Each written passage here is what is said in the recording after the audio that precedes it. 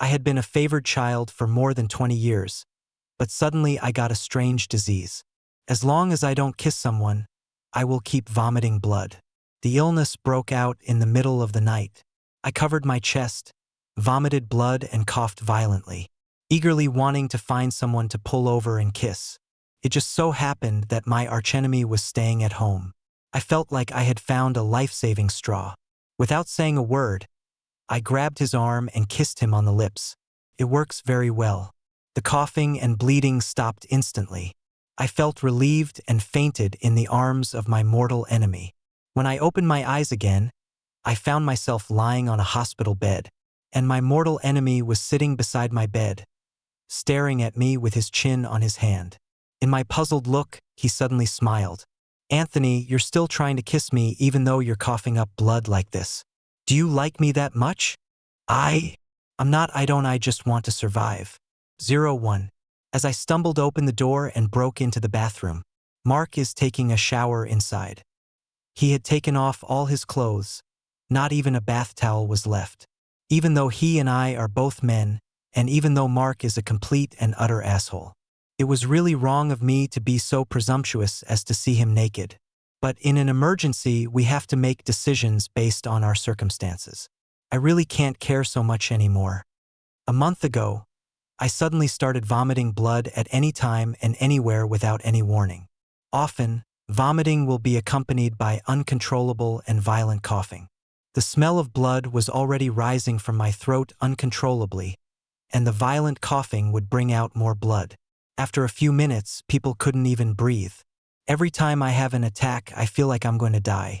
Fortunately, my family has a wide network of contacts, looking for medical treatment everywhere. Finally, I found a doctor in Australia who could treat my condition. The doctor told me that I had a rare disease with an extremely low incidence rate worldwide, commonly known as hematemesis. Such a simple and crude name. There is currently no cure for this disease, but the methods of suppressing it are simpler and more brutal.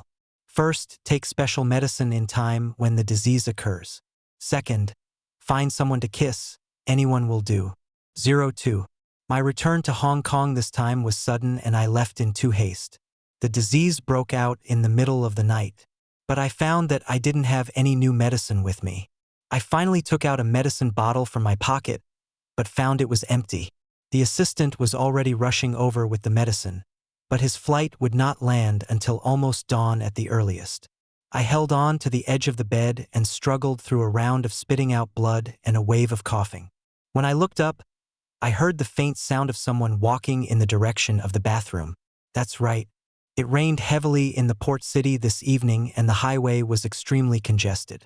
Mark came over to talk about work and said he was too lazy to drive for several hours in traffic jams to get home, and his health was too delicate to stay in a hotel outside, so he shamelessly insisted on staying at my place. Even though he is a man, and it's annoying as hell, but if I keep vomiting blood like this, I'm really going to die. I casually took a piece of paper to wipe the blood from the corners of my lips, took off my suit jacket that was half wet with blood and threw it on the ground. Wearing only a thin, tight shirt, he walked unsteadily into the bathroom, holding onto the wall, and pushed open the bathroom door with force. Mark was completely naked. The beautiful and firm waist and abdomen lines, the slender and white legs, and the thing between the thighs are now clearly visible to me. He had just turned on the shower, and when he heard the noise he turned around. His black hair, which had been wetted by the water, stuck to his face. Her long eyelashes trembled slightly and she looked at me in surprise. There was a bath towel on the shelf next to him, and Mark belatedly raised his hand towards it, probably wanting to take it down to cover himself a little. But I didn't give him the chance. I took another step forward drowsily, put one hand on his shoulders and pushed him against the wall, and with the other hand quickly pressed down on his palm before he could move. Then she inserted all 5 of her fingers into his fingers, tilted her head back and pressed her lips against his. The soft and slightly cool touch came over at that moment, causing my heart to beat nonstop and my chest to tremble. Like a traveler lost in the desert who finally finds a source of water, I licked and bit his lower lip rapidly, kissing him fiercely and forcefully, almost biting him. At first Mark put his hands on my waist and tried to push me away gently. Not long after, she responded, lowered her head slightly, and took the initiative to deepen the kiss. A long while passed. I felt that the sweet and fishy taste of blood that kept rising up in my throat was finally gone, and my coughing had subsided. Then he pushed Mark hard, stepped back from him, and turned off the shower head that was running nonstop even though no one had time to take care of it. The sound of water stopped. The narrow bathroom suddenly became quiet. All I could hear was the panting sounds from both of us which hadn't yet calmed down. My shirt was soaked through and stuck to my body. The pure white fabric became completely transparent. It feels no different than not wearing anything. You! Mark blinked, as if he was totally out of his mind. After holding it in for a long time, he finally managed to utter a sentence with difficulty. Do you want to change clothes? Switch, I answered him casually. For some unknown reason, she raised her hands, carefully cupped his face, and pinched one of his cheeks lightly. I saw that he frowned in pain and glared at me with a resentful look. Mark! I felt my eyelids getting heavier and heavier. My body was extremely tired, and I felt so sleepy that I felt like I was going to fall to the ground any second, but I didn't let him go. You're such a nasty person. I heard myself questioning him quietly. Why are your lips so soft? 03. When I woke up again, the air was filled with the clean smell of disinfectant, and what came into view was the white ceiling and an infusion bottle filled with semi-transparent medicine. The place I am most familiar with. Hospital ward. I supported myself on the bed with the hand that was not inserted with the needle and slowly sat up. I turned my head and saw a face that I was extremely reluctant to see at that moment. Mark.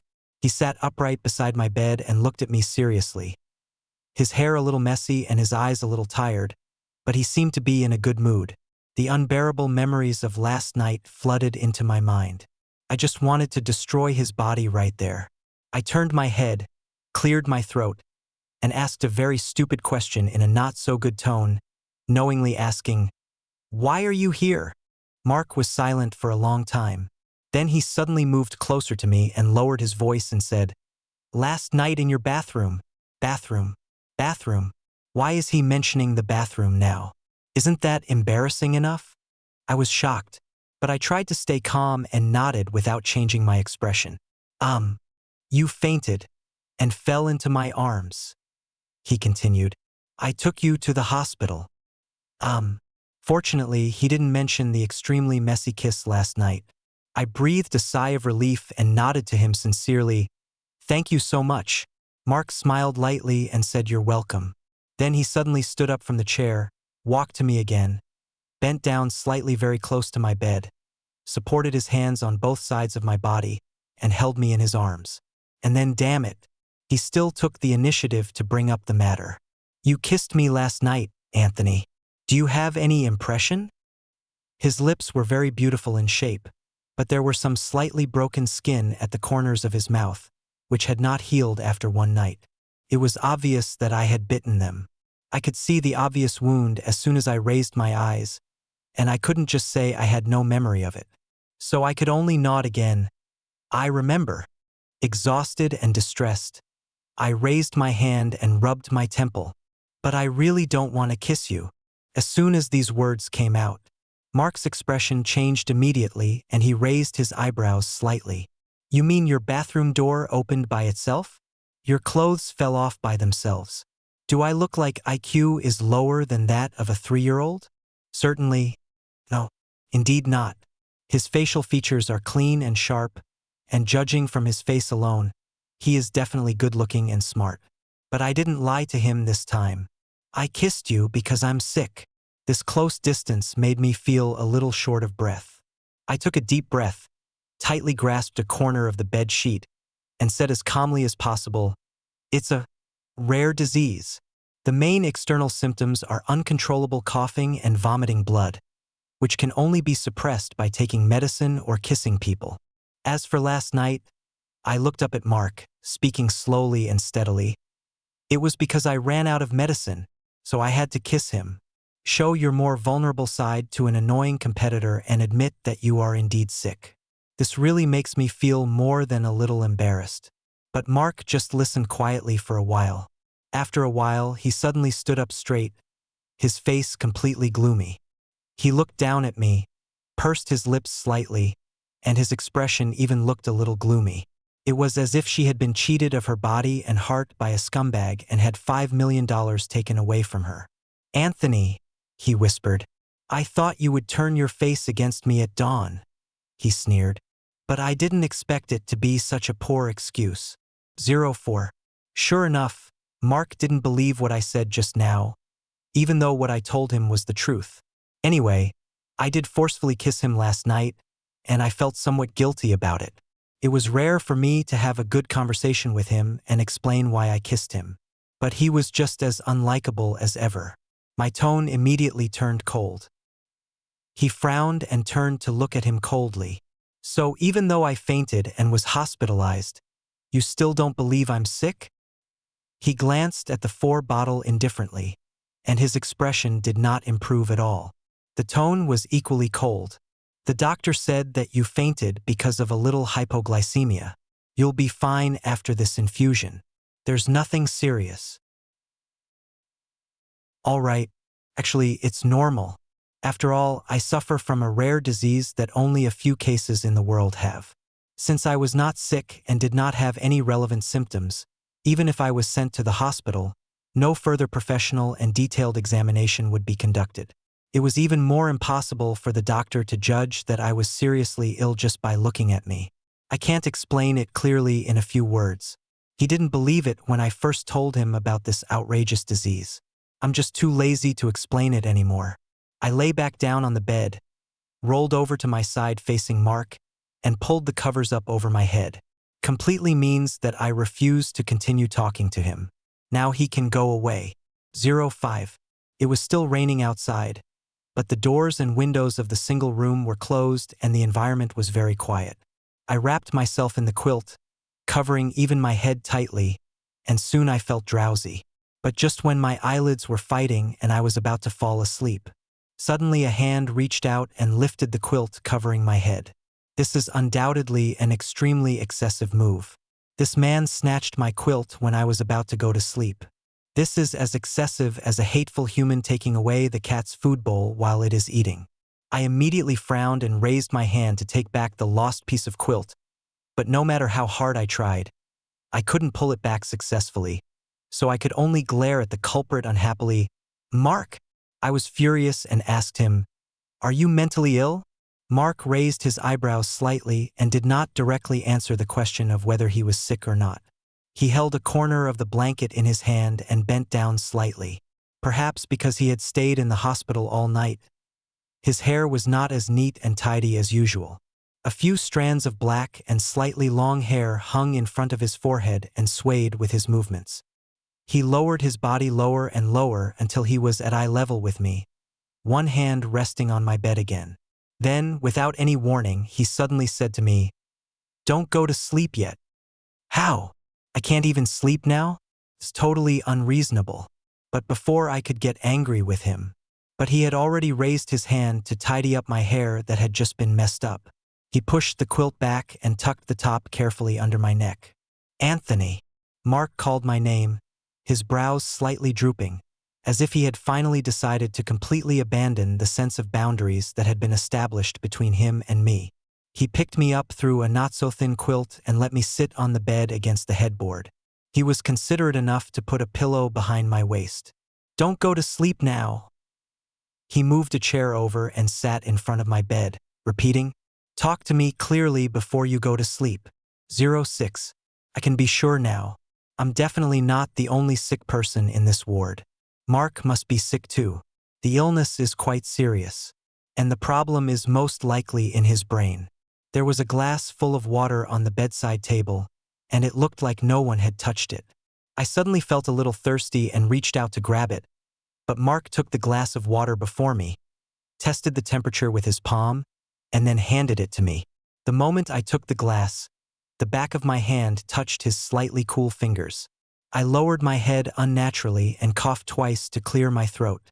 The liquid in the transparent H-shaped cup swayed slightly, reflecting a little sunlight. I lowered my head and looked at it quietly. In just a few seconds, An extremely strange thought suddenly popped up in my mind. It's only been one night since yesterday, and Mark and I just kissed. But Mark seemed to suddenly become very different from before. He used to be my particularly annoying, cold-hearted competitor from a rival company. And now, he behaved like a worried, insecure husband who mustered up the courage to question why he had let his wife down. I am that husband. So scary. What am I thinking about? The glass in my hand became hotter and hotter. I didn't drink the water in the end. I put the cup back on the bedside cabinet, then turned to look at Mark and said calmly, "Go ahead." I raised an eyebrow. "Do you think there is anything else that we haven't made clear?" "Anyway, I think I've made it clear enough. I have already told him clearly that I am sick and cannot stop taking the medicine. If I stop taking the medicine, I can only rely on kissing to suppress the disease." He himself didn't believe it. Mark looked at the glass I put down and frowned slightly, as if he was a little hurt that I didn't drink the water he poured. But that expression appeared extremely briefly, just a flash, making me suspect that the moment just now was just an illusion. He flicked his hair twice and soon became serious as usual. He pulled out a chair and sat down in front of my bed again, and spoke slowly in a tone as if he was discussing some important decision. "It's still about what happened just now." He fixed his eyes on me. His pupils were a very deep black, but his fingers nervously grasped his wrists. "Why on earth did you kiss me last night?" I knew it. Still the same thing. He just couldn't get through it. I have just told him the real reason why I kissed him, but it is obvious that he will not believe me unless I spit out blood in front of him. I simply threw the question back to him. "What do you think?" Mark was waiting for my answer, but he got a question instead, and a hint of surprise flashed in his eyes. I thought about it and reframed the question a little more completely. "Why do you think I went into the bathroom and kissed you last night?" Then I saw the person opposite me was stunned for 2 seconds. Then he blinked and said, "Because you like me." God, this time it was my turn to be surprised. "You wish." After I realized what was happening, I blurted out these 4 words without any hesitation, ruthlessly and decisively puncturing his fantasy. "I don't like it." His brows furrowed slightly again, and the pitiful expression from before appeared on his face again, and this time it stayed longer. He looked at me and asked, "You don't like it at all?" "Not at all." "What on earth are you thinking about?" I raised my hand and pinched his cheek hard. "We have known each other for so many years. If I really liked you, I would have made a move long ago. Why would I wait until now?" Mark's handsome face was deformed by my pinching. He took my hand off his face, but did not let go. Instead, he held it tightly. "You have always liked me, but you never dared to make a move. Last night, there was a traffic jam on the highway due to heavy rain in Hong Kong. I stayed at your house. You felt that you had a chance and couldn't control your emotions, so..." He whispered, "You just came into the bathroom and kissed me. Yeah? Is it really like this?" What a strong logic, it makes so much sense, it's absolutely impeccable, even I am almost convinced by him and I feel like I really like him. "So," I asked him sincerely, "since I have coveted you for many years, and finally exposed my true colors last night and took action against you, why don't I admit it today?" And according to his logic, not only did I deny it, I also made up a rare disease that would cause vomiting blood if I didn't kiss him to deceive him. "Because you're embarrassed?" Mark said in a very gentle and calm tone. "And you're afraid that I'll turn against you and be unwilling to take responsibility for you. You don't have to worry so much." He held my wrist tighter and rubbed his face against my palm. "I can't possibly not be responsible for you because I also..." "That's enough." He was rudely interrupted by me before he could finish the rest of his sentence. He was stunned for a moment, and I took the opportunity to pull my wrist out of his hand. I always felt that the place where his face touched was itchy, as if it had been electrocuted. I was extremely annoyed and asked, "Have we slept together? And I will let you be responsible for me. Besides, what if I slept? Even if he goes in without a condom, I won't get pregnant. How did a kiss escalate to the point where you have to be responsible? Does he think that if he kisses me, I will get pregnant? Neuropathy." Mark raised his hand and tried to grab my wrist, which I had already pulled out, and put it back into his arms. He asked me, So what do you mean? Should we get some sleep? Let's wait a little longer. He suddenly stopped and looked at me with a frown. The worry in his expression didn't seem fake at all. It's not that I don't want to, but I think the progress is a little too fast. We just kissed yesterday. Do we have to go to bed today? God. At this moment, I suddenly truly experienced what it felt like to be extremely heartbroken and speechless. I couldn't organize my words for a long time. I really didn't know what to say to him. For a moment, the ward was so quiet that you could hear a pin drop. Took a long time. Mark looked up at the 4 bottle again, then suddenly leaned over and gently touched my forehead with his lips. Would you please wait a little longer? We'll go to sleep when you feel better. 07. What do you mean I should wait? What am I waiting for? I don't want to sleep with him at all. Mark sat beside my bed and stared at me for a long time. After thinking for a while, he came over and kissed the corner of my lips. I stepped back unbearably and put my hand on his forehead. Then an idea suddenly occurred to me and I told him to wash an apple. Mark usually has very few expressions on his face and always gives people the feeling that he is serious and thoughtful. But now he looked brighter than ever before, and it was obvious that he was in a very good mood. He carefully picked a bright red apple and prepared to wash it. Before leaving, he walked around to my bed, lifted my chin with one hand, closed his eyes, and kissed me again. This time he was even bolder. It is a kiss on the mouth. When he closed his eyes, his face looked much more obedient and docile than usual, as if he was very nervous. His eyelashes kept trembling, and his lips pressed against his were both cold and soft. I felt my brain go blank for a moment, and even my heart beat faster and faster uncontrollably. We can't go on like this. Wait until Mark leaves. I immediately took out my cell phone and tried to call my assistant. My medical records and diagnostic reports are with the assistant. He can prove to Mark that I am really sick. I didn't kiss Mark because I liked him, but the call has not been made yet. I received several voice messages from my assistant on my phone. His voice sounded urgent, and the ambient sound was very noisy. Boss, it has been raining in Hong Kong for several days and it hasn't stopped yet. The weather station has just issued an emergency red warning for heavy rain. This is considered extremely bad weather, right? Anyway, all subsequent flights to Hong Kong have been delayed or canceled today. The flight I took hit a thunderstorm area when it was about to reach its destination, and now it has been forced to land at the intermediate airport. Whether I can continue to fly today, the airlines are still unsure. I think the earliest I can get here or have the medicine delivered is tomorrow. Boss, are you okay? Have you been sick these past 2 days? After a pause, he sent another text message. You must hold on until I get here, boss. Thanks for the invitation. I am not feeling well. Very bad. If he doesn't come, my mortal enemy will rape me. 08. I told my assistant to be careful and turned off my phone in despair. When the last bottle of glucose was finished around noon, Mark completed the discharge procedures for me and drove me home personally. The port city has been hit by continuous heavy rains recently, and visibility outside is extremely low, which has led to extremely congested roads in the city. When we finally got home, it was almost dark. Mark watched me unlock the door and enter, but he stood outside the door and didn't come in. I poured myself half a glass of ice water and took several sips. Then I looked back and saw Mark was still standing by the door. This is a cosplay of a door god. I put the cup down and raised my chin slightly in his direction. Why don't you come in? His jet black bangs hung in front of his forehead. He was stunned when he heard the words, and his thick long eyelashes trembled twice like a small fan. Can I come in? He asked quietly. It was obvious that he was deliberately lowering himself in front of me and pretending to be pitiful. But I just fall for his tricks.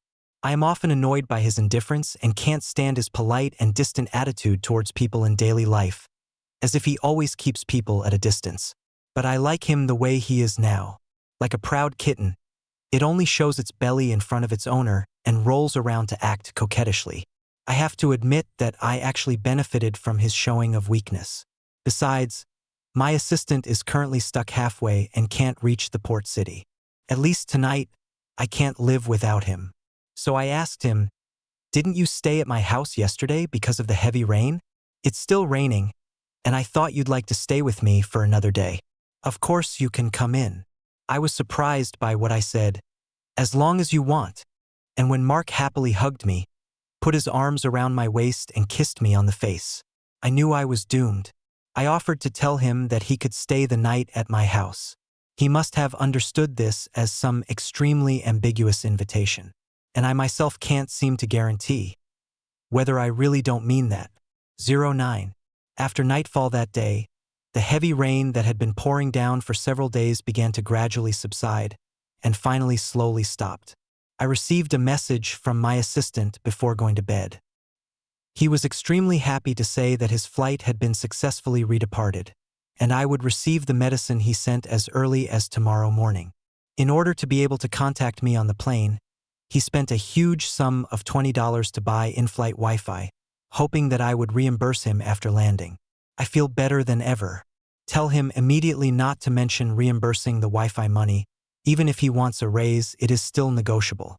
Once the drugs to suppress the disease arrive, at least I won't have to worry about a relapse of the disease all the time like I do now. But the next second, I found myself happy too early.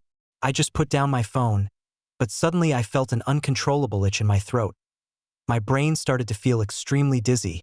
My breathing became rapid, and a strong, sweet smell filled my breath. I grabbed my collar with one hand, held onto the bedside table with the other, and started coughing loudly. This is a sign of illness that I am very familiar with. It's just a cough at the moment. You're going to vomit blood soon. Since I became ill, the onset of my illness has never been fixed. But this is the first time that I have vomited blood yesterday and then had another attack today. The assistant is still on the plane and will not land in Hong Kong until tomorrow morning.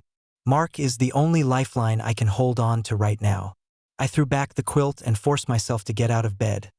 But I didn't expect that this time the illness would be so severe and more serious than before. As I reached the door of the room, I couldn't hold on any longer. My knees weakened and I fell forward. But he didn't fall to the ground, but fell into a warm embrace. Mark hugged me somewhat helplessly and patted my back gently without patting too hard. "Anthony? What's wrong with you?" I was just about to say something, telling him that this time you finally believe that I am really sick, but unexpectedly, my throat suddenly felt sweet, and I opened my mouth to spit out a mouthful of blood, which instantly stained a corner of his clothes. The initial symptoms yesterday were relatively mild, not as strong as today. I had enough time to tidy myself up before going into the bathroom to find Mark, so he didn't see me vomiting blood. This was the first time he saw me vomiting blood. He seemed really scared. He hugged me and tried frantically to call 120. I raised one hand from his arms with great effort and gently tugged at his sleeve. "Stop busying yourself." I was coughing so hard that I couldn't breathe. I couldn't hold the blood in my mouth or swallow it in time. It kept pouring out from between my lips and teeth. I trembled and used the last bit of strength in my body to pull Mark's collar again. Kiss me. Hurry up. It's already this late and you're still thinking about kissing me?" He had never looked so solemn and helpless before. "Be obedient, Anthony. Don't talk or move around. It's okay. Don't be afraid." He touched my face soothingly, speaking to me and himself. "The doctor will be here soon. Who is afraid? He's the only one who's scared, okay?" Even his voice sounded unsteady. "And I don't need a doctor. He just needs to kiss me." I was vomiting more and more blood, making the room look like a crime scene. Mark was hugging me and getting more and more panicked. He made mistakes in his haste, and it took him a long time to finally find the phone with his shaking hands. I finally gathered up enough strength, and when he was about to press the emergency call button, I knocked the phone out of his hand, raised my head and hugged his neck, and before he could react, I bit the corner of his lip. 10. Mark was stunned at first. Then he grabbed my arm and tried to push me away, and tilted his head back to avoid my action. "Are you crazy, Anthony? Let go. Is this the right time to do this? Do you want to die?" His tone was filled with anger and anxiety. He tried to reach for his phone again, but I grabbed his hand and said, "Okay, calm down. I'm fine." I slowly let go of him, and wiped the blood from the corner of my mouth with my sleeve. The scene was still bloody, but at least there was no new blood flowing out.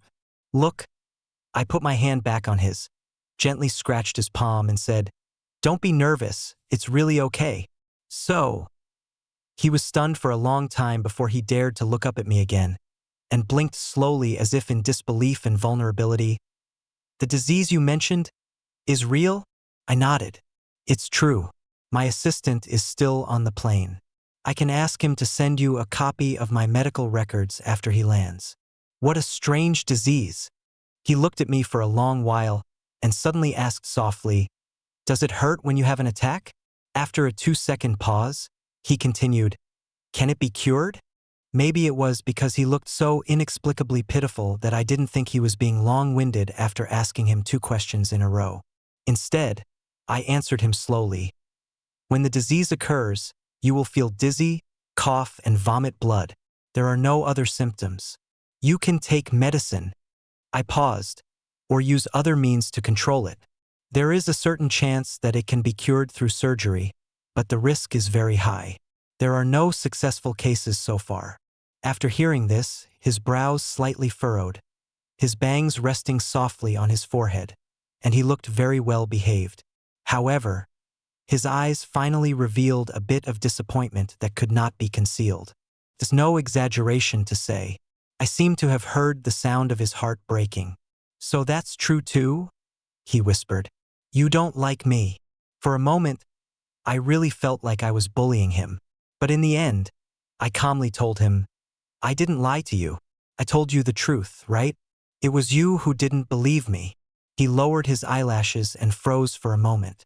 He then gently placed his hand on my wrist, quickly and slowly pulled away, and said, "Yeah, I know."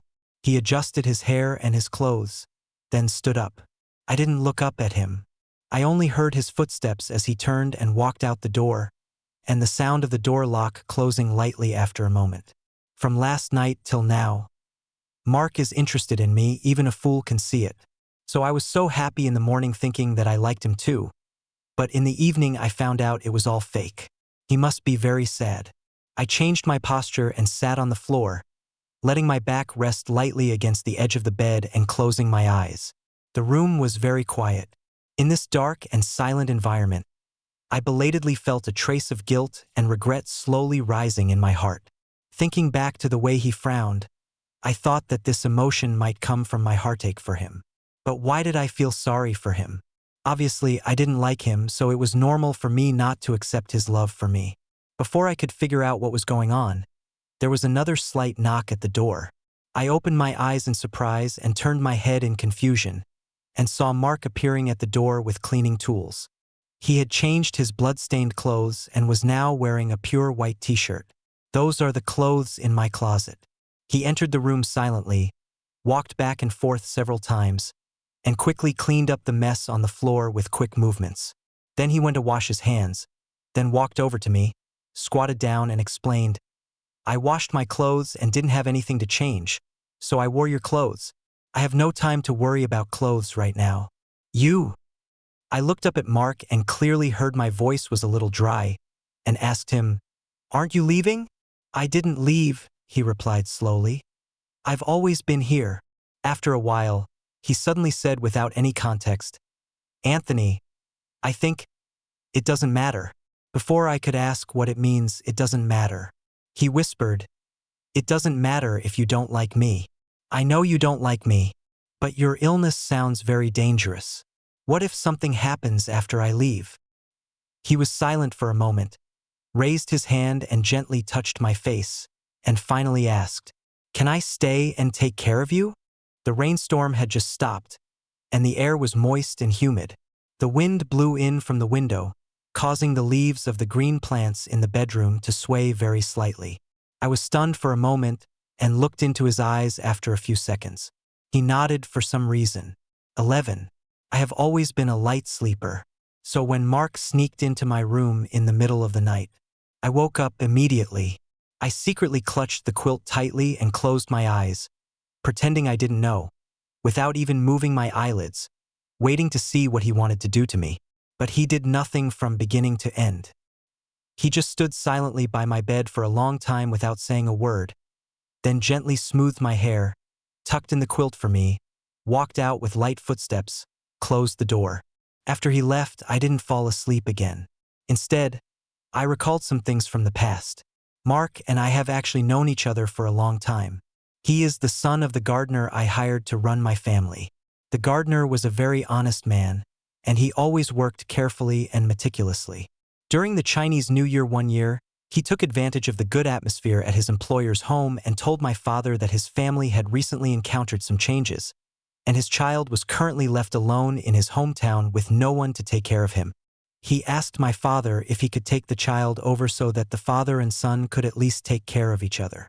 The gardener had worked in my home for many years, and this was the first time he asked for help. My father agreed without any hesitation, saying that he could reserve a room on the second floor of the villa for the child to live in, and could also help arrange a school for him in the city. So after the new year, Mark was brought to my house. My mother looked very happy that day. She came upstairs early in the morning and asked me to go downstairs to greet the guests. She kept praising the gardener's son for his good looks, politeness, and likability. I wasn't very interested and followed her downstairs dejectedly. In the living room of my home, I met Mark for the first time. He was still very young at that time. He stood behind his father. He was young but tall. His clothes were not new or expensive, but they were very clean. Perhaps because he often helped with housework, his body was thin but not weak. Instead, he showed a kind of just right sturdiness. Seeing me coming, his father smiled apologetically and said that it would be a big disturbance for us to have the child living here, and he hoped that the young master would not mind. To be honest, I not only didn't mind Mark living at home, I even felt a little happy. Because my mother was right. Mark is very handsome and his face is particularly attractive. At least it's very attractive to me. She has red lips, white teeth, long and thick eyelashes, and pupils as black as a deep pool. Even the curve of the tail of the eye fits my aesthetic perfectly. It is always easy for people to be attracted to good-looking people. When I was a child, I was much more warm towards others than I am now, and I was even more enthusiastic when it came to people I liked. The port city is close to the sea, and the weather is changeable in autumn and winter due to the cold waves. As soon as the temperature dropped in the morning, I packed myself up and remembered to bring an extra thick coat for Mark before going out. When he was sick and endured it with gritted teeth and kept silent, I realized something was wrong earlier than anyone else. After finding someone to treat him, I had to skip half of the class during the day to personally watch him take medicine. One day, I happened to hear from his father that he was afraid of thunder in the middle of the night, so I ran to his room early in the night with a pillow to accompany him to sleep. My mother loves all kinds of flowers and plants, so our garden has expanded over the years. The larger the area, the more troublesome it is to take care of. Mark is a very sensible person. After school, he always goes to help his father in the garden. I would often lie on the second-floor window facing the garden and stare at him blatantly. At that time, I felt that he was both pitiful and cute, and I admired and loved him. I guess I really liked him during that time. It may not be love, but there must be some like. But Mark was always calm and indifferent. In response to my advances, he would blush occasionally and only say a lukewarm "thank you," or something more excessive and distant. "Thank you, master." He is like a delicate and cold porcelain doll. No matter how you cover him, he can't be warmed up. Putting him on your chest can chill your heart. Every time I approached him, he didn't even smile. I think in his eyes, I might be no different from those boys and girls in school who chase after him and give him love letters and gifts. He looks down on everyone and no one is in his heart. I won't be an exception. I grew up in a wealthy family, and wherever I go there are people surrounding me and flattering me. I have never been treated coldly like this. Soon I stopped hanging around Mark every day. Naturally, he would not take the initiative to come to me. He and I gradually became more and more distant. When I got older, I discovered something even worse. My grades have never been bad, but I can never seem to be better than Mark. When I got 5th place, he would be 3rd, and if I got 2nd place, then Mark would definitely be 1st. When I played basketball against Mark, I lost without a doubt. When I played debate against him, I was also defeated miserably. Even my father, who is always rigid and serious, always praises him. For several years, the phrase I heard most often from my father was, "Look at Mark." When I was most competitive, had the strongest self-esteem, and was most eager for recognition. The name Mark is the source of all my frustration. The more I look at Mark, the more I dislike him. My mother was very considerate.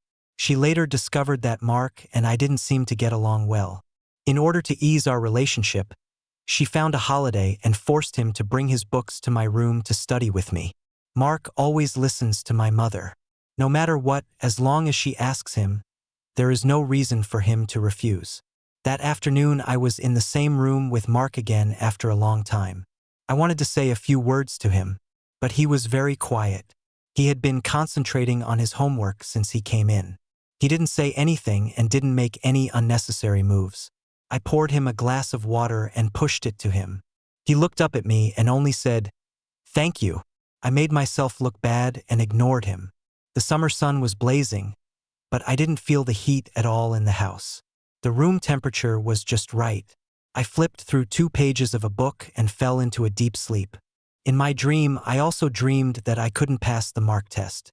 I finally struggled to wake up and open my eyes with great difficulty, only to find that Mark had sat in front of me without me noticing when. He lowered his head slightly.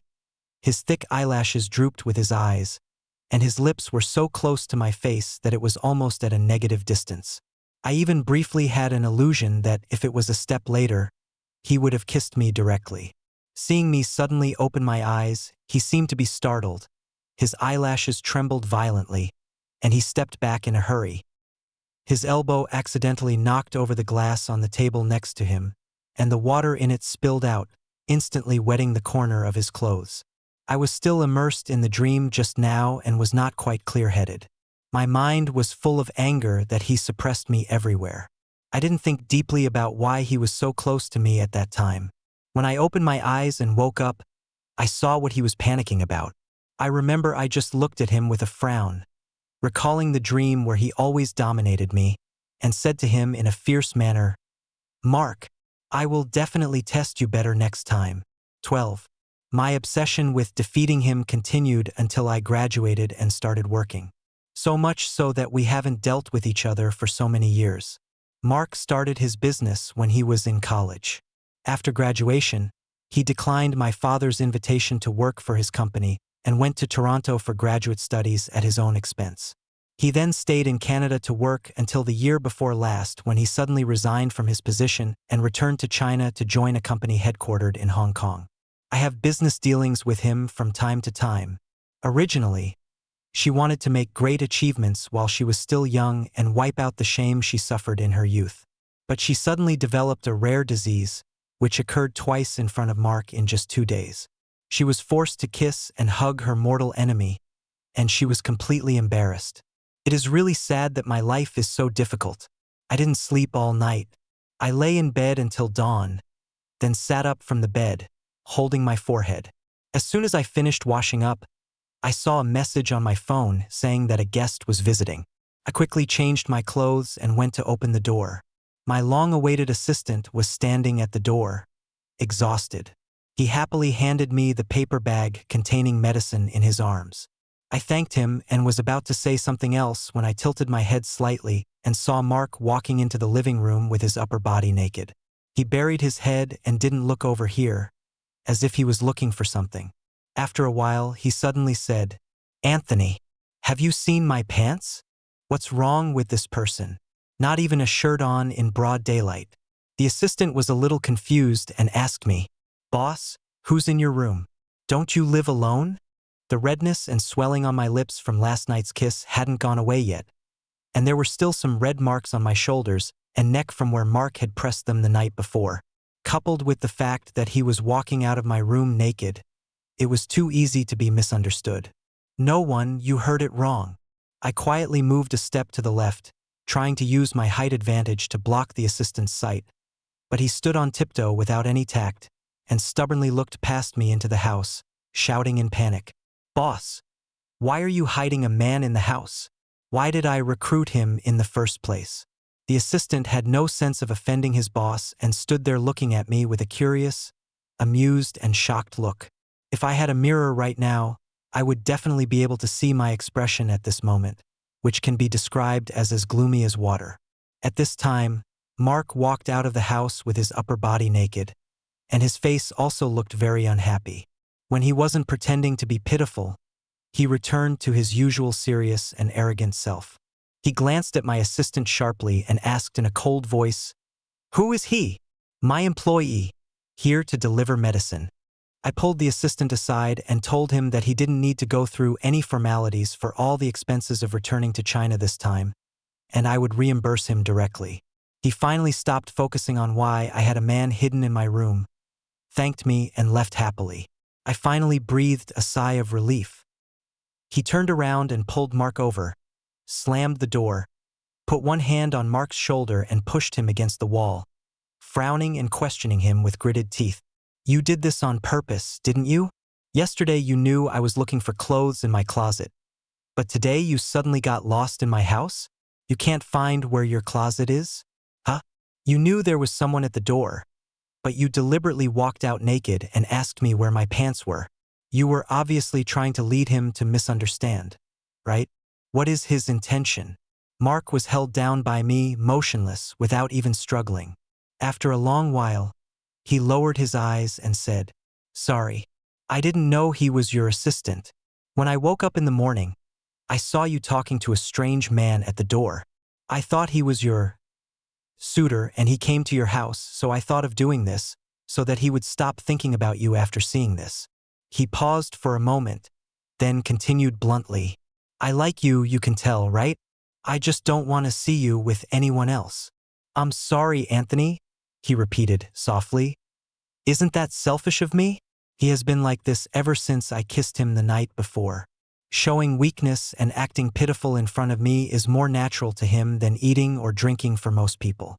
He is taller than me, so when I stand so close to him, I have to tilt my head slightly to see him. When Mark grew up, his facial features were actually very three-dimensional and sharp, which easily gave people a feeling that he was cold and difficult to get along with. But when he spoke to me, his brows were always slightly furrowed, and his tone was light and soft, as if he was easily hurt. "Forget it." I looked at him for a moment, then let go of his hand and said, "I don't want to argue with you." The medicine to suppress the disease was brought over from afar by the assistant in extremely bad weather, which was not easy. I walked into the main hall, opened a secret compartment, and prepared to put the medicine in the paper bag. Mark walked behind me, put his arms around my waist, and took advantage of this posture to put one hand on the back of my hand. Without saying anything, he hugged me silently for a few seconds, and then rested his chin lightly on my shoulder. I raised my hand and pushed him, but not too hard, and asked him in a cold voice, "What are you doing?" He paused, tightened his hand on the back of my hand, and said, "Anthony, this medicine, otherwise, don't take it." "What?" I suspected I had misheard and turned to ask him, "Why don't you eat anymore?" "It hurts your body." He answered briefly and asked again, "Do you have any side effects after taking this medicine?" "Yes.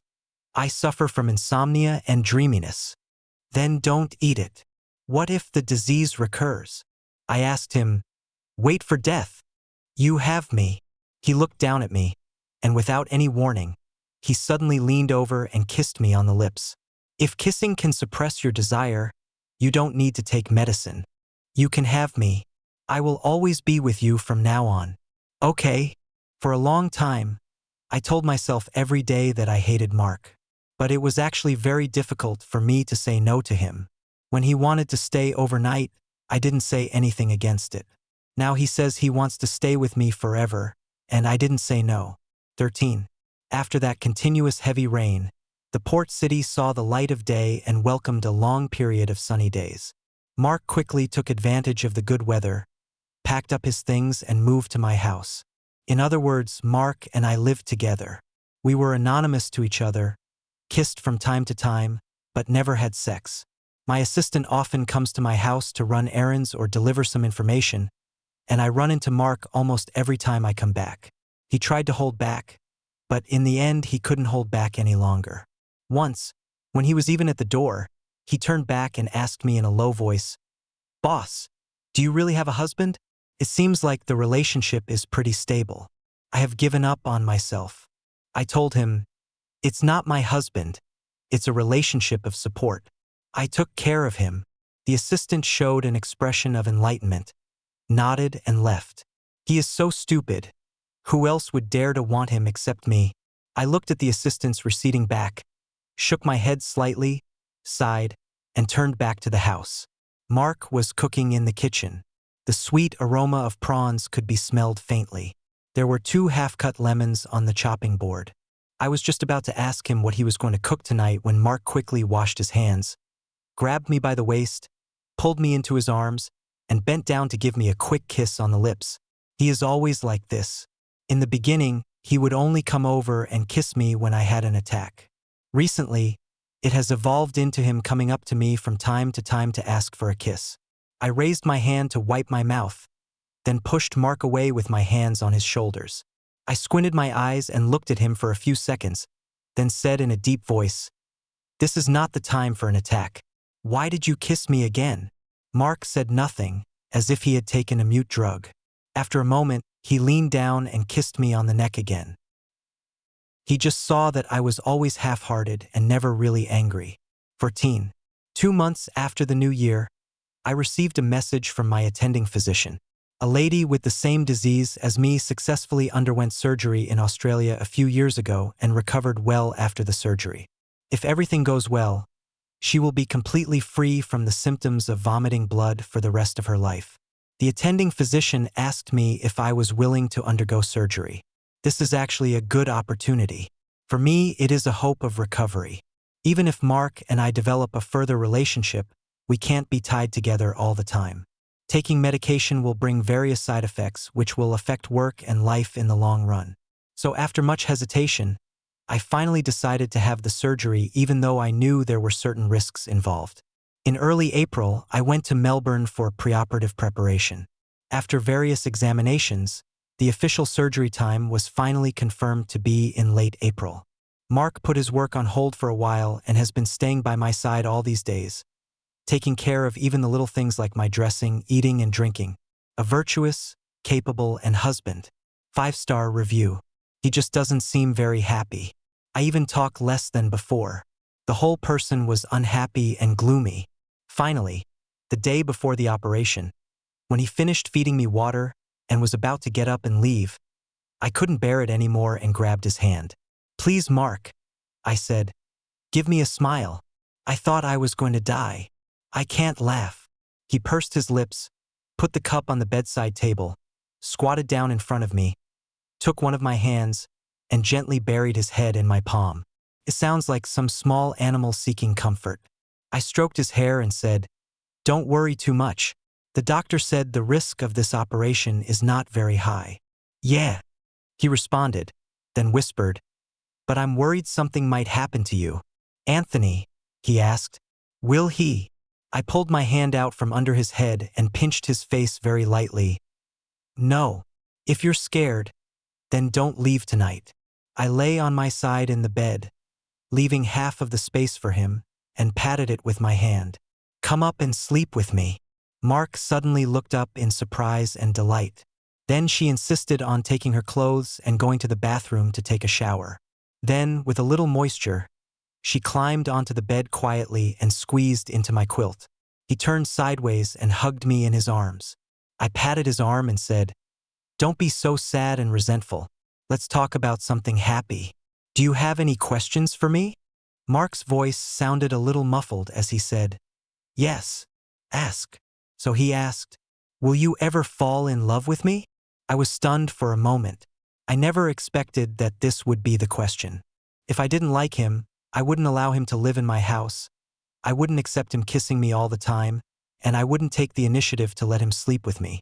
Over the years, not only have there been people who wanted to kiss me, there have also been many handsome boys who have simply run to my doorstep wearing half-covered clothes to intercept me. Why would I rather take bitter medicine every day than think about catching any of them for a kiss? How come as soon as I met Mark I could kiss and hug him every day without any psychological barriers? Ultimately, I really truly like him. I let out a long sigh and said quietly, "What a stupid question. I like you too. I like you right now. But I can't officially promise you anything now." I moved my hand in front of his eyes, touched his eyelashes, and continued, "After all, surgery is risky. If something happens to me, you will be a widow in the future." He looked at me silently, but his breathing obviously stopped. I smiled and said, "How about this?" He was stunned. "What?" The windows of the ward were tightly shut. Not a single breath of wind could get in. Although the overall temperature in Melbourne in April was lower than that in the port city, I inexplicably felt a little hot-headed, and my heartbeat also quickened. I put my hands behind Mark's head, closed my eyes gently, and kissed the corner of his lips. If I am still alive and well after the operation, and not dead, disabled, or turned into a vegetable, we'll be together. 15. My attending physician is a highly respected white old man with a high nose, deep eyes, relatively fair skin, and a typical Caucasian appearance. After the operation was completed, I woke up from the hospital bed and the first thing I saw was his face. Seeing that I was awake, his eyes curved, and he immediately smiled so much that all the wrinkles on his face gathered together and said happily, "The operation was successful. All the indicators are stable now. Congratulations." After saying this, he took a half step back and whispered, "Your husband seems very worried about you. I think you two may have something else to say, so I won't bother you for now. Where did I get a husband? Oh, I suddenly realized it, Mark." He stood a little away from my bed and seemed a little hesitant. The ventilator had been removed. I tried to open my mouth and uttered a monotonous syllable. "I'm here." He came over immediately and asked in a gentle voice, "Would you like some water?" "The doctor said you can't drink it for now." I shook my head. "In no mood. And I'm afraid there is always something more important than drinking water." Sure enough, Mark pulled out a chair and sat down next to me. After hesitating for a while, he asked me, "Anthony, do you remember what you said to me the night before the operation?" He exuded a kind of forced calmness, as if the answer I was about to say was actually a verdict to him. I suddenly felt like teasing him and asked, "What would you do if I said I don't remember and I don't recognize you?" "No big deal." He lowered his head and paused for a long time before he finally made up his mind to speak. His voice was a little hoarse. "It doesn't matter if you don't like me. I just hope you're okay. Anthony, you and your parents are very kind to me, especially you. When I first moved into your house as a child, I always felt like I was living under someone else's roof and would be targeted and bullied. I really didn't like this place. It was you who took care of me for a long time. Then I found that I liked you." He smiled. "Even I found it unreasonable. You are not someone I can desire at all. I am slow and introverted, not very good at speaking, and sometimes I have to think for a long time before I dare to say thank you. I don't seem to be worthy of you in any way. I have never dared to tell you that I like you. After graduating from college, I went to Toronto for graduate school. I always wanted to be far away from you." He buried his head, his fingertips deeply pinched into his palm. "But what's the point of being far away?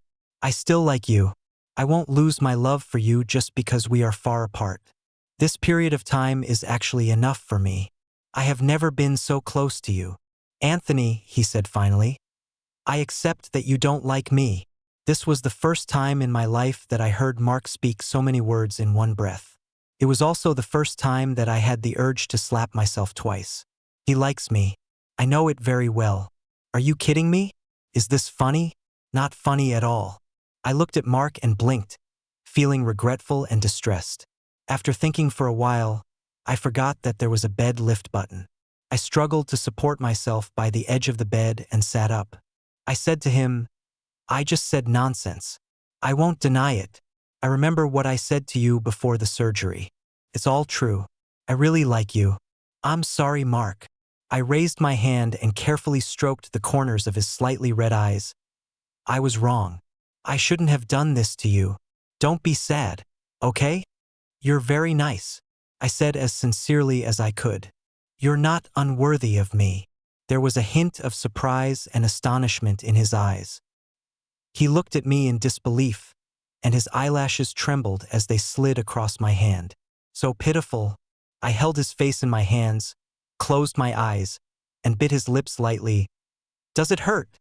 The pain is real. I'm not kissing you this time to suppress my illness. Because I love you too. This is a win-win outcome." At the end of the story, both he and I got the response we wanted most. 16. Mark is much more capable than I thought. Capable in every sense of the word. During a couples exercise, we sweated so much that we fell asleep late at night.